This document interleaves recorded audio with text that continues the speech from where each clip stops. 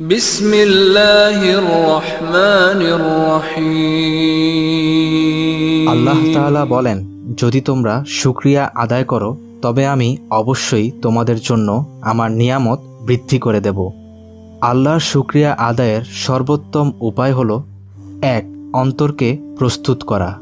আল্লাহ আপনার এবং আপনার আশেপাশের মানুষের জীবনে অগণিত নিয়ামত দিয়েছেন। আপনার সুস্থ শরীর, সম্পদ, মেধা, পরিবার, এগুলো সবই আল্লাহর দেয়া নিয়ামত। প্রতিটি নিয়ামত অন্তর দিয়ে উপলব্ধি করার চেষ্টা করুন। বিশ্বাস করুন, এগুলো একমাত্র আল্লাহর পক্ষ থেকেই এসেছে, আর তার কোনো সমকক্ষ নেই। আল্লাহ তাআলা বলেন, আর তোমাদের কাছে যেসব নিয়ামত আছে তা আল্লাহর পক্ষ থেকে। ২.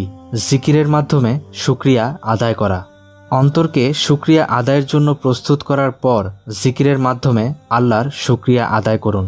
অন্তর থেকে সব কিছুর জন্য আলহামদুলিল্লাহ বলুন। রাসূল সাল্লাল্লাহু আলাইহি ওয়াসাল্লাম বলেন, নিশ্চয়ই আল্লাহ ওই বান্দার প্রতি সন্তুষ্ট হয়ে যান যে এক লোকমা খাবার খেয়ে অথবা এক ঢোক পানি পান করে তার বিনিময়ে আল্লাহর প্রশংসা করে। এছাড়াও উমর ইবন আব্দুল আজিজ বলেন, তোমরা একে অপরকে আল্লাহর নিয়ামত সম্পর্কে মনে করিয়ে দাও, এটাও আল্লাহর কৃতজ্ঞতা জ্ঞাপনের মতোই।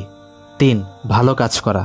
আল্লাহর দেয়া নিয়ামতগুলোর জন্য শুধু আলহামদুলিল্লাহ বললেই কৃতজ্ঞতা আদায় হবে না, যদি না এগুলো শুধু ভালো কাজে ব্যবহার করা হয়। তাই এমন কাজ করুন যার মাধ্যমে আল্লাহর সন্তুষ্টি অর্জন করা যায়। তার দেওয়া নিয়ামতগুলো গুনাহের কাজে ব্যবহার করবেন না। এমন কাজ করবেন না যাতে আল্লাহ অসন্তুষ্ট হন।